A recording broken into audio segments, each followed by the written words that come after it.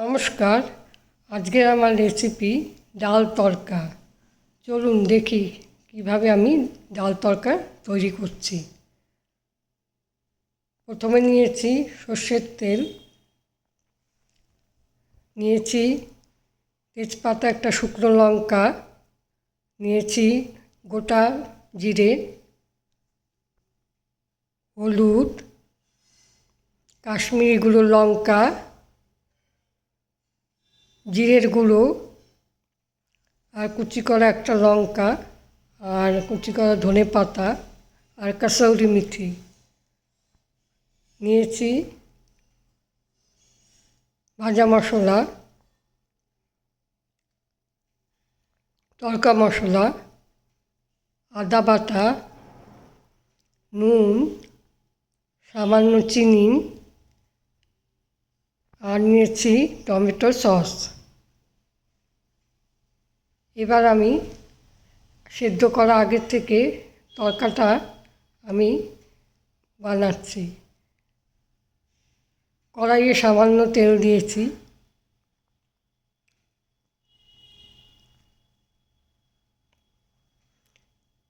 একটু গোটা জিরে দিয়ে দিলাম, একটা শুকনো লঙ্কা, তেজপাতা। এবার নাড়তে থাকবো কিছুক্ষণ। এবার দেবো আদা বাটা সামান্য, হলুদ, জিরের গুঁড়ো,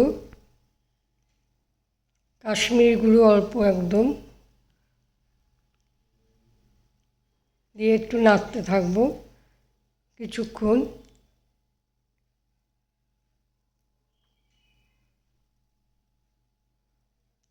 দিয়ে দিচ্ছি লঙ্কার কুচিগুলো,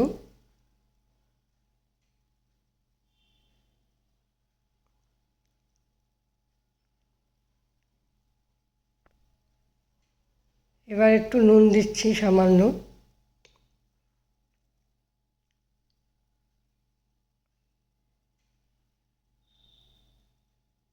একটু চিনি সামান্য দিয়ে নাড়তে থাকবো কিছুক্ষণ। এবার আমার আগে থেকে সেদ্ধ করা তড়কার ডালটা আমি দিয়ে দিলাম। এবার কিছুক্ষণ কষতে থাকবে এটা।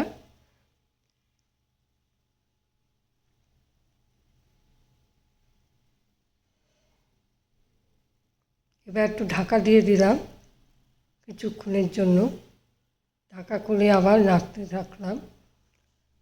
এবার টমেটো সস অল্প করে দিয়ে দিলাম, দিয়ে নাড়ছি কিছুক্ষণ, নাড়বো এটাকে।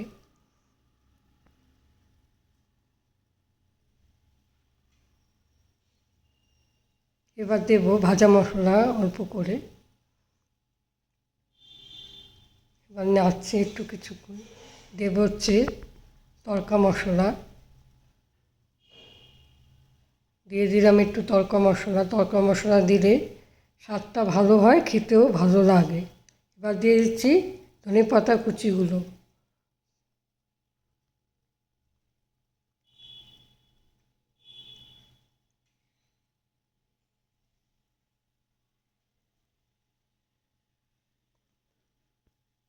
এবার দেবো কাসৌরি মেথি। কাসৌরি মেথিটা দিলে এর স্বাদটা ভালো হয় এবং খেতেও ভালো লাগে।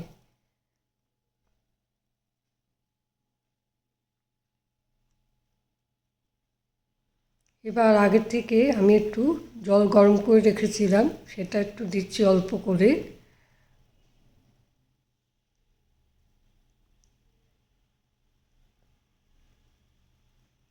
এবার কিছুক্ষণ একটু নেড়ে এটা একটু ঢাকাটাকে বন্ধ করব কিছুক্ষণের জন্য। একটু গ্যাসের ফ্লেমটা অল্প করে দেব।